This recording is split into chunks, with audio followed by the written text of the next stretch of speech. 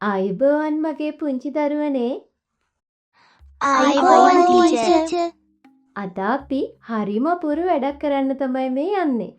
ඔයාලා දන්නවද අපි දැකපු දෙයක්, එහෙම නැත්නම් අහපු දෙයක් කොහොමද ලස්සනට අනිත් අයට කියන්නේ කියලා? අපි ඒක නිකන් කියලා දානවා ටීචර්. නිකම්ම කිව්වොත් අහගෙන ඉන්න අයට ඒක පැහැදිලි වෙයිද? කතාවක් ලස්සන වෙන්න නම් ඒකට මූලක්, මැදක් සහ අගක් තියෙන්න ඕනේ. ඒ කියන්නේ සමනලයක් වගේද ටීචර්? මුලින්ම බිත්තරයක්, මැදදී දලඹුවෙක්, අන්තිමට ලස්සන සමනලයක් වෙනවා. හරියටම හරි චූටි. එහෙනම් අපි මුලින්ම ලස්සන කතාවක් අහලම බලමුකෝ. මේ බලන්න මගේ මැජික් පොත. අපි දැන් යන්න හදන්නේ මේ පොත ඇතුළට. මේ කතාවේ නම ලේන් කූඩුව. හොඳට අහගෙන ඉන්න ඕනේ හොඳද? රෑ කෑම මේසෙට මම වාඩි වුණා. අත්තම්ම මට කෑම බෙදුවා. පුතා දන්නවද නංගි හොඳ වැඩක් කරා කියලා? මොකන්ද අත්තම්මේ? මම ඕනෑකමින් ඇසුවා.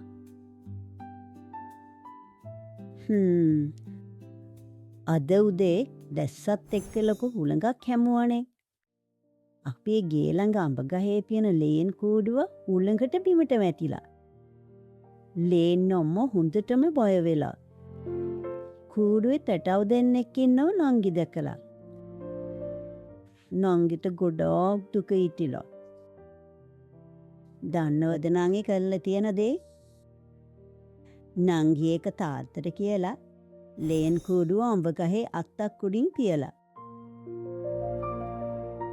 අපේ නංගී හරිම හොඳයි අත්තම්මේ. නංගි කරලා තියෙන්නේ හොඳ වැඩක්. පුතාලා දෙන්නම හොඳ ළමයිනේ.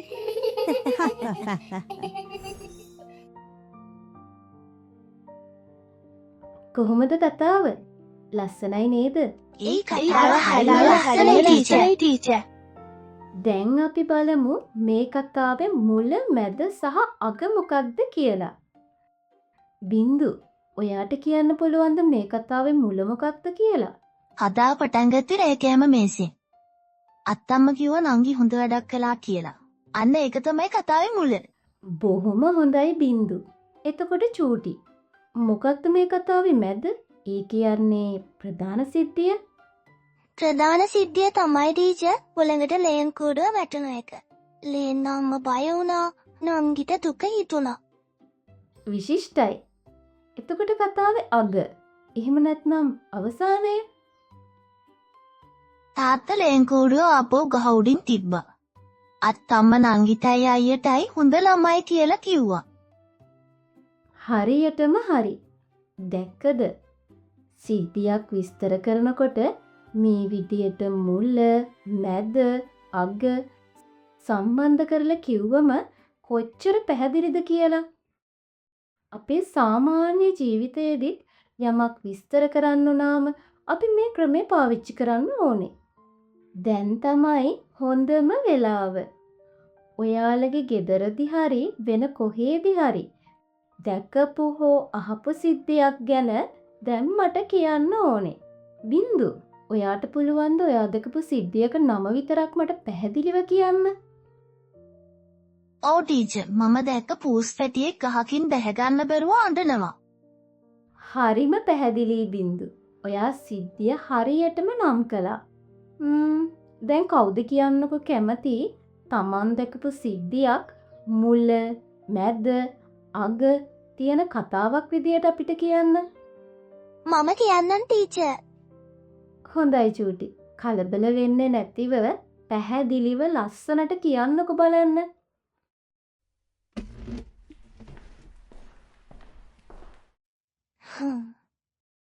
ගිය සතියේ ඉරිදා අපි පොළට ගියා.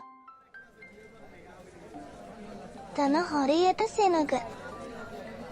එක පාරටම වයසක ආච්චි කෙනෙක්ගේ අතින් එළවලු මල්ලක් බිමට වැටුණා. එළවලු හැම තැනම විසිරුණා. ආච්චිට ඒවා උලගන්න අමාරු වුණා. මමයි අම්මයි ඉක්මනට ගිහින් ආච්චිට එළවලු ටික උලලා දුන්නා. ආච්චි අපිට ගොඩාක් ස්තුති කළා. ෂා හරිම අපූර්වයි චූටි. ඔයා කතාව බොහොම පැහැදිලිව කිව්වා. හරි දැන් ගිහින් වාඩි වෙන්නකෝ. දැක්කද ළමයි චූටි කතාවේ මුල මැද අග හොඳට සම්බන්ධ කළා.